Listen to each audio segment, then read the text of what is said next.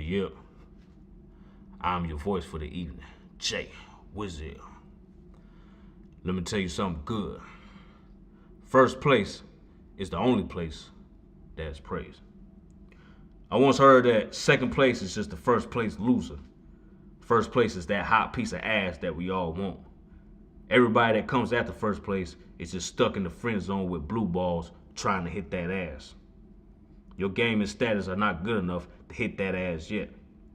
So I like to compare this to a hot chick or a woman that we all been wanting but just can't seem to figure out how to get her. Because it's the same shit, different toilet.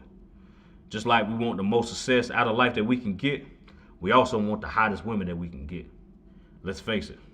And you may say that you are happy to have that mediocre chick or live that mediocre lifestyle, but deep down inside you know that's bullshit. Because if you were given an option, you're always going to go with the most successful lifestyle and the hottest women that you can get. We all want that T.I. lifestyle with the Kerry Hilson type of women in our lives. This is nothing to be ashamed of. This is your right as a man. I'm giving you hope that if you are in the friend zone of life and or with the woman that you want, you can start winning and get to that first place slot with all the guys that you used to look up to or maybe even still look up to now.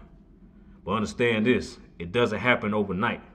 You must develop your gifts, develop your confidence, and develop the person that allows you to gain the most maximum results that you possibly can. The first place slot is available to anybody and every man crazy enough to go out and get it. But on the other hand, even though it's possible for everybody, only a small percentage, anywhere from 1 to 5%, will be NBA champions or Super Bowl champions. Speaking of the Super Bowl, let's go back. So I'm from North Carolina, right? But surprisingly enough, I'm a Cowboys fan. I mean, shit, it was already installed in my DNA when I was born, so don't judge me. But if I could choose an alternate team, of course, it would be the Panthers. Since I am from North Carolina, it will only be right. And usually I wouldn't even care about the Super Bowl if the Cowboys are not in it. But I noticed the work, and I know you guys noticed the work and energy that the Panthers put in all season. So when the Super Bowl came around, I'll admit I was pretty excited to see them in it. And I was rooting for them to win it. Sadly enough, when Super Bowl time came, they could not deliver and get to that first place slot, which is the Super Bowl. This is Denver's spot in 2016. See, there are no rings, there are no ties. One team will win and the other will go home. Of course, most of us are proud. We are very proud of Cam because he did an amazing job. And if he keeps getting better, his time to slide in first place will be soon. However, this year, him and the Panthers had to live with the fact that they did not go home with the gold and they had to settle for the silver. So if you are in first place, if you are not in first place, then you are in last place. And this can be difficult for anybody to understand, especially when you get to the point where you bust your ass all this time only to come up short to a team or an obstacle that was a little bit better than you were. I can only imagine how LeBron felt going to the finals all those times just to come up short. I mean, you could see it in his eyes how bad he wanted that championship. But here's the thing. LeBron did not let his second place shortcomings stop his first place desire. So obviously, after staying consistent and getting around a team that he felt could get him a victory, he finally won a championship.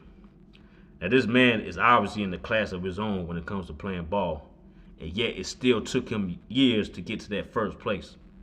Same shit with Steph Curry. He was always good, but once you saw the obvious transformation of greatness, then he had the power to finally win this championship. It took a lot more for these men than talent to get to that first place.